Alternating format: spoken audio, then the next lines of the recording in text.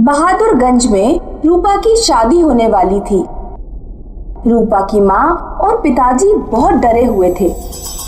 कल लड़के वालों का फोन आया था, कह रहे थे कि आग के चारों तरफ ही फेरे डलवाएंगे। तुमने उन्हें बताया नहीं कि हमारे गांव में शादी ब्याह में आग नहीं जलाई जाती? मैंने बहुत समझाने की कोशिश की, लेकिन वो मान ही नहीं रहे हैं। कल मैं रायगढ़ जा रहा हूँ, उधर से ही लड़के वालों के घर भी होकर आऊंगा। अगले दिन रूपा के पिता लड़के वालों के घर पहुंचते हैं। आइए सेठ दीनदयाल, आपकी पत्नी तो कल फोन पर बहुत अजीब बात बता रही थी, आग के चारों तरफ फेरे नहीं पड़ेंगे। अरे भाई साहब, हमारे गांव में एक चुड़ैल का साया है। जिस घर में भी शादी ब्याह में आग जलती है, चुड़ैल उस घर के लोगों को जला देती है। हम नहीं चाहते कि हमारा या हमारी बच्ची का जीवन खतरे में पड़े। अरे मैं भगत हूं, बहुत भूतों को मजा चखा आया हूं। तुम चिंता मत करो, मैं गारंटी लेता हूं, ना तुम्हें कुछ होने दूंगा ना तुम्हारी लड़की को। दीनदयाल को अपने घर पहुंचते पहुंचते रात हो जाती है। दीनदयाल एक सुनसान सड़क से गुजर रहा है। अचानक से जलाने वाली चुड़ैल आग की मशाल लेकर उसके सामने आ जाती है। दीनदयाल भागता है। बचाओ बचाओ! चुड़ैल उसे जलाने के लिए उसके पीछे जाती है।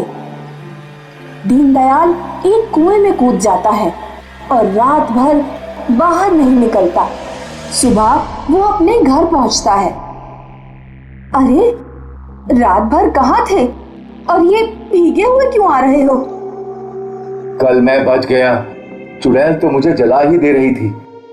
कुएं में रात भर पड़ा रहा हूं, तब कहीं जाकर जान बची है। लड़के वालों ने क्या कहा? लड़के के पिता बहुत जिद्दी हैं, मान ही नहीं रहे।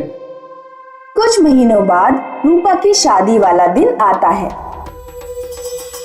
अरे दीनदयाल जी, हम बारात लेकर आ गए, लेकिन आपके गांव में तो कोई रौनक नहीं दिख रही। भगत जी, ये सब उस चुड़ैल के ही कारण है, और लोगों को ये डर है कि अगर वे शादी में शामिल हुए तो चुड़ैल कहीं उनके पीछे न पड़ जाए। लगता है तुम्हारे गांव के लोग बहुत डरपोक हैं। तभी रूपा भागती हुई आती है। पिताजी, चुड़ैल माँ को खेतों में उठाकर ले गई। भगत और दीनदयाल तुरंत खेतों की तरफ भागते हैं। उन दोनों को काफी दूर पर चुड़ैल दिखाई देती है। वो रही। भगत और दीनदयाल जब तक चुड़ैल तक पहुंचे, तब तक चुड़ैल रूपा की मां का चेहरा जला चुकी थी। हे भगवान, ये क्या हो गया? दीनदयाल अपनी पत्नी को गांव के अस्पताल में भर्ती कर देता है। भगत जी, अब ये शादी नहीं हो पाएगी। हार मत मानो संधि जी। क्या हार मत मानो? आप देख नहीं रहे हैं कि चुड़ैल ने मेरी पत्नी को जला दिया। ये समस्या केवल तुम्हारी नहीं है, ये तुम्हारे पूरे गांव की समस्या है। आखिर कभी ना कभी तो इसे सुलझाना ही पड़ेगा। भगत दीनदयाल को लेकर घर पहुंचता है। पंडित जी, आग जलाओ और फेरे पड़वाओ। रूपा की शादी हो जाती है। रूपा सुबह 3 बजे बाथरूम में मुंह धोने जाती है। रूपा वॉश बेसिन में मुंह धो रही थी, तभी उसे शीशे में अपने पीछे मशाल लिए चुड़ैल दिखाई पड़ती है। बाथरूम का दरवाजा बंद हो जाता है। रूपा बुरी तरह चिल्लाती है। दीनदयाल और भगत सो रहे थे। अचानक से चीख सुनकर वो उठ बैठते हैं। आवाज बाथरूम की तरफ से आ रही है। दोनों बाथरूम की तरफ दौड़ते हैं। भगत दरवाजा तोड़ देता है। चुड़ैल रूपा को जलाकर जा चुकी थी। भगत जी, मैंने कहा था ना आपसे।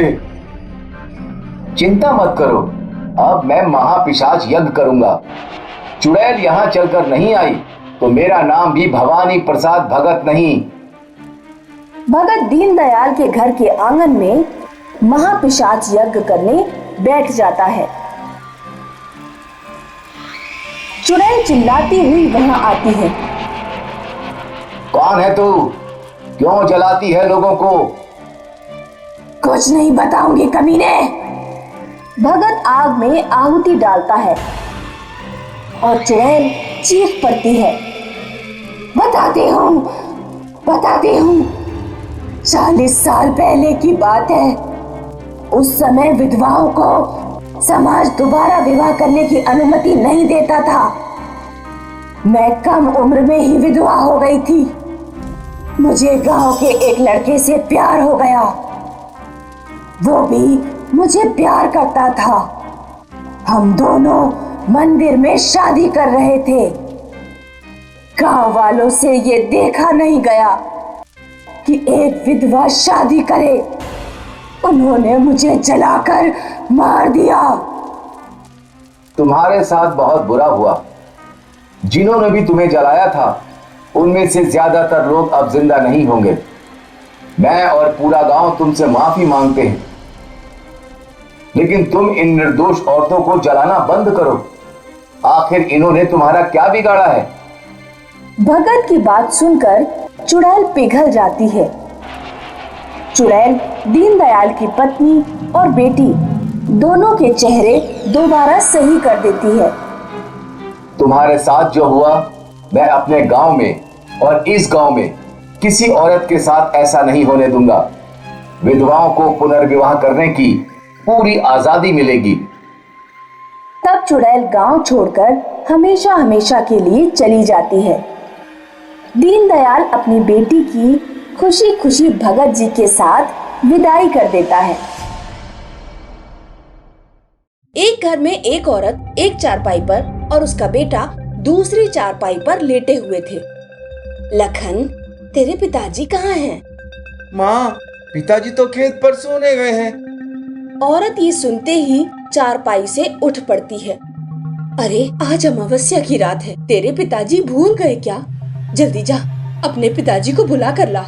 कहीं उल्टी चलने वाली भूतनी की नजर उन पर न पड़ जाए। हे भगवान, उनकी रक्षा करना। उधर लखन के पिताजी खेत में सो रहे थे।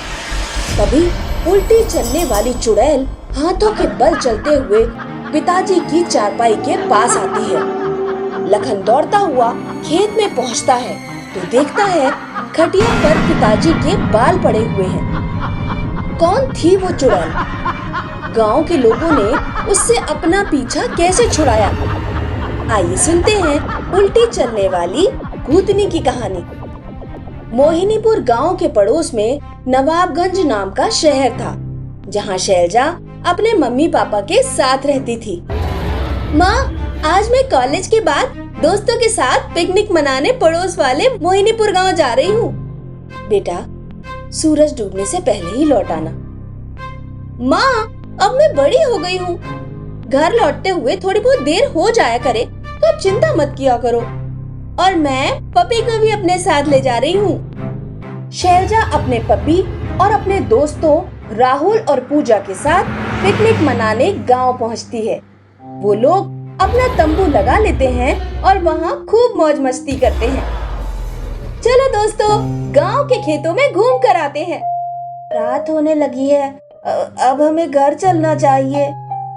तू बहुत डरपोक है, चल फटाफट। उधर शैलजा की माँ शैलजा का इंतजार कर रही थी। 9 बज गए हैं, ये लड़की कहाँ रह गई? शैलजा की माँ शैलजा को फोन करती है, लेकिन शैलजा का फोन स्विच ऑफ जाता है। रात के 11 बज जाते हैं, लेकिन शैलजा घर नहीं लौटती। उधर शैलजा और उसके दोस्त रास्ता भटक जाते हैं। समझ नहीं आ रहा हमारा कैंप किस तरफ है। तभी हाथों के बल चलते हुए चुड़ैल वहां आ जाती है। शैलजा के पपी को खींचकर जंगल में ले जाती है। कोई मेरे पपी को बचाओ! शैलजा अपनी माँ को फोन करना चाहती है, लेकिन फोन की बैटरी डाउन हो चुकी थी। तभी चुड़ैल फिर से आती है।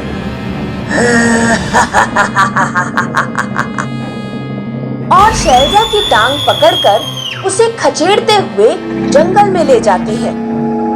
राहुल और पूजा डरकर भागते हैं। तभी लखन उन्हें मिलता है। सुनो, वो चुड़ैल हमारी फ्रेंड को ले गई। आज अमावस्या की रात है। पिछली अमावस्या पर वो चुड़ैल मेरे पिताजी को भी ले गई थी। तुम लोग गांव के तो नहीं लगते। हाँ, हम शहर से यहाँ पिकनिक मनाने आए थे।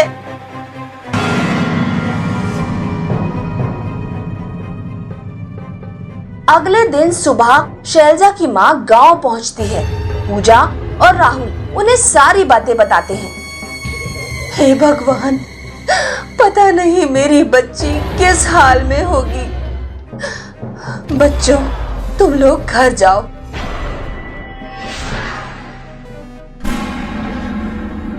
शैलजा की माँ और लखन मशाल लेकर जंगल के अंदर चुड़ैल को ढूंढने जाते हैं। दोनों देखते हैं कि एक गुफा में एक औरत चुड़ैल का मुकुट उतार रही है। वो दोनों उस औरत को पकड़ लेते हैं। बता, मेरी बेटी कहाँ है और तू भूतनी बनकर लोगों को क्यों डराती है? वरना अभी तुझे मशाल से जलाकर राख कर दूंगी। नहीं नहीं, मुझे मत जलाना, मैं ह्यूमन ट्रैफिकिंग करती हूँ। शैलजा की माँ और लखन औरत को रस्सी से बांध देते हैं और अंदर गुफा में जाते हैं। शैलजा अपनी माँ को देखते ही चिल्ला पड़ती है, माँ! लखन भी अपने पिताजी से मिलकर बहुत खुश होता है। गुफा में गांव के और भी लोग मिलते हैं जिन्हें भूतनी उठाकर ले गई थी। लखन उन लोगों और औरत को लेकर गांव वालों के पास जाता है। गांव वालों, अब किसी उल्टी चलने वाली भूतनी से डरने की जरूरत नहीं है। ये औरत ही भूतनी का रूप धारण करके हाथों के बल चलकर लोगों को डराती थी, पकड़ कर ले जाती और बेच देती। गांव वाले औरत को पुलिस के हवाले कर देते हैं।